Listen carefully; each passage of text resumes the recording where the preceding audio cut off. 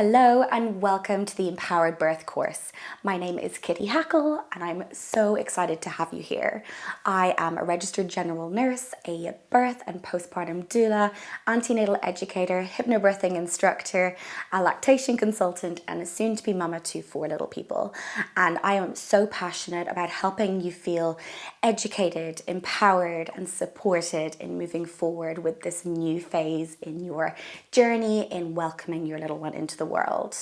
I hope that by the end of this course you feel like your worries are just melting away and that the more you know, the less you fear. I fully believe that birth should be an initiation for us and something that we can be excited about. And so as we work our way through this course, you are going to learn ways that you can manage not only the intensity of your labor surges, but also ways that you can melt into those sensations, ways that you can retrain your brain for a more positive birth experience. I am so excited to get stuck into the content, so go grab a cup of tea, get yourself cozy, and let's begin. So now we're going to talk about 5 ways in which you can manage your labor pain without medication. Let's start with number 1. Number 1 is your breath. And this is honestly one of my favorites because it's free and easy. You can practice it wherever you are. And it's really a tool that you can carry through with you everywhere in life, whether it's preparing for the birth of your baby, for an interview, or for a stressful situation where your toddler just really is having a hard time and you need to be able to regulate yourself. When we are in that fight or flight, that fear, tension, pain cycle, what happens is our breath is one of the first things to become dysregulated. You might find yourself hyperventilating, maybe you were taking very short, sharp breaths, and what you're doing is you're telling your body a really clear message that says, I should be fearful. I should be worried. We are not safe. We are not in a safe space where we can take it down a notch and birth our babies. And so when we slow down, in particular, the exhale of our breath, we don't have to make it fancy. We don't have to do any counting necessarily or any specific birth breathing, but simply by slowing down that exhale, we say in for 4, out for more, you are sending a really clear message to your body that says, actually, we're okay.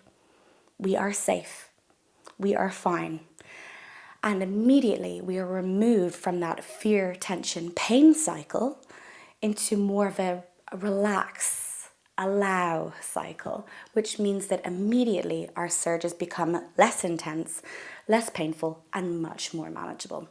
So that is why I recommend practicing birth breathing or just slowing down that exhale from today. So the next one then is movement. And movement, I like to think about it as your baby is the key in a lock. So we have to, really work on how we can help these two mesh together in order for the lock to be opened and the door to be opened.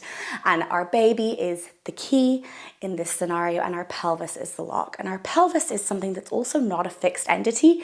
We think about our pelvis as being completely immoldable, but actually with the help of relaxin and progesterone in our pregnancy, those beautiful hormones, everything becomes a little bit softer, a little bit more malleable. And so there are actually ways that we can move during our labor to create more space at each station. So we can help our baby to navigate our pelvis in a way that is smoother, is easier, and is more comfortable for you. And if you are having an unmedicated birth, your body will actually do that for you. Once we're in that sort of flow state where everything is working as it should be, our physiology is totally in tune with our brains and our bodies will tell us, hey, you need to get up. That doesn't feel good. I always say, don't chase labor, it will find you. And so if you're resting for as long as you can, eventually your body will say, okay, you need to get up now. We want you to be like squatting. We would love for you to maybe lift one foot. I remember at one point in my last birth, lifting one foot and I could see it back on video. And I was like, what was I doing there? And actually, at that point in my labor, I was in sort of baby was in the mid-pelvic region. And so I was creating that asymmetry to create more space there. But I wasn't telling my body to do that. So movement is key. Being able to be upright, forward and open is a beautiful way for you to work with your body and your baby to make your surges more manageable and make your labor much more comfortable and much faster and more efficient. So some of my go-to movements then, if you want to think about ways that you can intentionally move during your labor, we're thinking about getting up on all fours, allowing gravity to work in our favor. So sitting forward facing on the toilet, maybe you're putting down a pillow, getting some LED candles going, maybe your diffuser going to create a nice relaxing atmosphere. You might find that getting into child's pose or getting into more of a puppy pose or an exaggerated left-sided lying position can help you to not only help baby move through the pelvis more easily, but also for you to be able to completely just melt and relax between your surges, which is so, so important. So the last point that I want to talk about is heat. In particular, the use of heat and cold. That contrast can be really lovely. But just in the same way that if you were having a hard day and your feet were really sore, or you're maybe having period cramps, you want to apply a nice heat pack to your belly or your lower back. Maybe you want to put your feet into a nice pool of Epsom salts. That heat relaxes the tissues. And so when we utilize heat in labor, it feels so, so good. You can utilize heat in many ways, just like that with a heat pack. Maybe it's with the immersion of warm water. Maybe it's applying a warm compress to your lower back, whether that's a heated blanket or one of those beautiful wheat packs. But utilizing heat creates that relaxation, not only in our muscles, but also that connection, that anchoring piece. So when the heat is applied, we immediately go, oh, okay, I can do this. And it's that lovely reminder, that physiological reminder that our body and our brain remember that says, okay, we're good. We can melt into this. Our body knows what to do. We're really just along for the ride. So anything that feels good now is going to feel really good in labor.